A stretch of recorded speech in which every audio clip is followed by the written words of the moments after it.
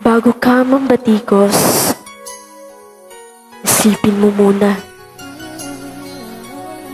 Bago ka magbitaw ng salita, bago mo husgahan ng isang guro, huminga ka. Nakikita mo ba ang bigat na dinadala nila? Hindi lang ito mga libro at leksyon, kundi mga pangarap na minsay halos na uupos na. Habang ikaw ay nanonood mula sa gilid, nakikita mo ba kung paano sila lumalaban sa digmaang hindi mo nakikita? Sa tingin mo ba, madali lang? Habang ikaw ay nagpapahinga, sila'y gising, nag-aalala, nag-iisip. Paano ba makukuha ang atensyon ng batang nawawala sa landas?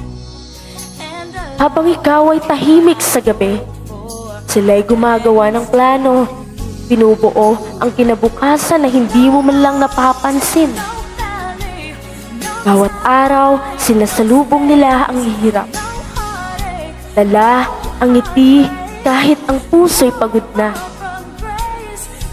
Dahil alam nila, hindi sila pwedeng sumuko. Hindi sila pwedeng magpahinga.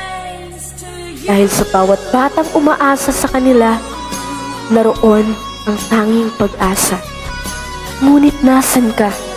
Habang sila'y nagpapagod, binabatikos mo. Habang sila'y nag-aalay ng oras at puso, pinipintasan mo.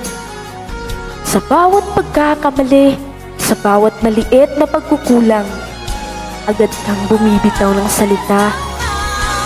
Hindi mo ba nakikita? Bawat salita mong matalim, parang sugat na pilit hinahati ang kanilang damdamin. Alam mo ba kung gaano kasakit? Ang bawat pintas na walang batayan. Ang mga akusasyong hindi mo naiintindihan. Sila na araw-araw humaharap sa mga batang nawawala. Sila na nagiging pangalawang magulang. Sila ang nag-aalay ng sarili habang ang tanging bumabalik sa kanila'y batikos. Bago ka maghusga, subukan mong tingnan ang isang guro sa mata. Makikita mo ang tapang na tinatakpan ang kanilang pagod, ang lungkot na tinatakpan ng ngiti, ang pag-asa na pilit binubuhay sa kabila ng lahat. Hindi mo ba naiisip?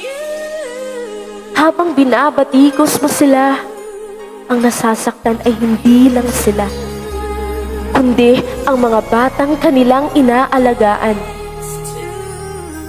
Bawat pintas mo ay nagiging tanikala, bumibigat, kumakapit sa bawat puso ng batang kanilang minamahal.